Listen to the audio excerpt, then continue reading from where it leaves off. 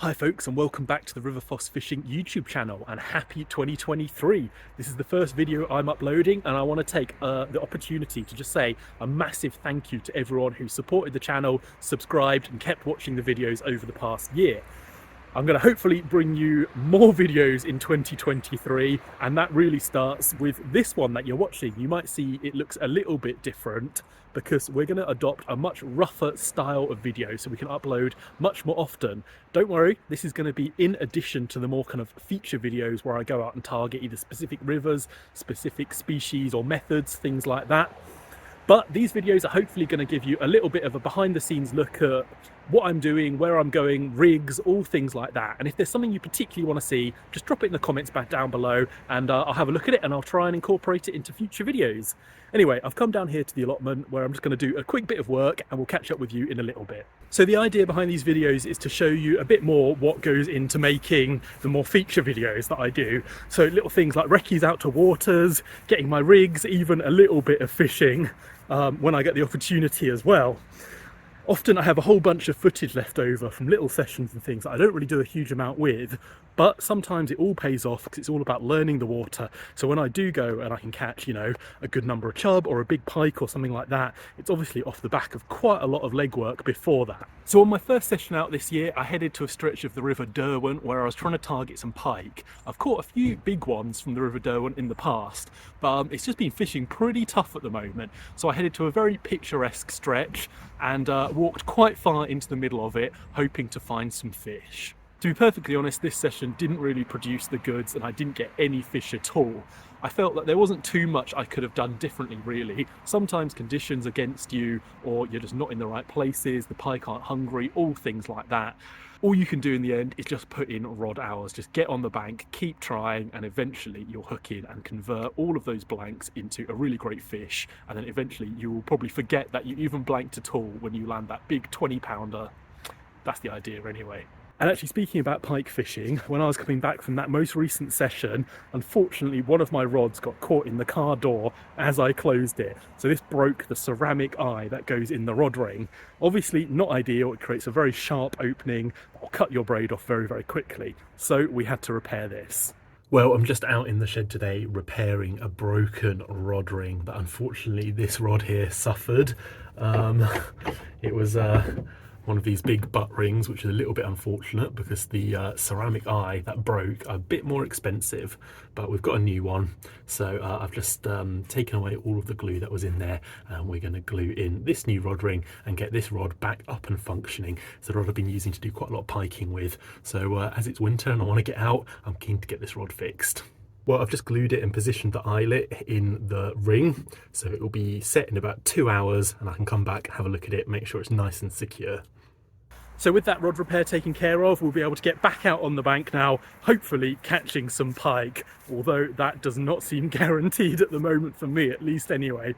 And while we're on the topic of pike, I'll just run you through the rig I've been using on the rivers. And this is my favourite river fishing setup for roving particularly. So I've got a stop knot on there and a nice big float.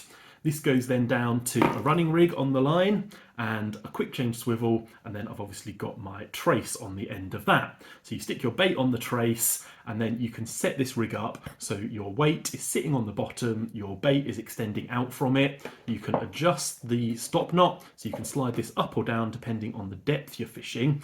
I like to then set it so it's nice and flat on the surface, and obviously this lead and everything will be on the deck. So when a pike comes along, grabs this bait, it's going to slide through the running ring and take that line, and this float on the surface is going to cock and then pull under if you've got a nice big pike on there. And that's when you know to pick up your rod, reel down any slack and then strike. This is a brilliant river rig. It's quite resistant to flow, so you can get it in slacks quite easily, but you can also fish it out into slightly faster water if you want to fish on the edge of a crease. So I'd really recommend it if you haven't tried this one already. Well, I pretty much got all my pike fishing stuff set up, but it's rained pretty heavily for the last couple of nights. So that's pretty much made all the rivers rise quite a lot. I think they're still rising. So I'm going to switch tactic a little bit and I still haven't actually caught a fish this year in 2023.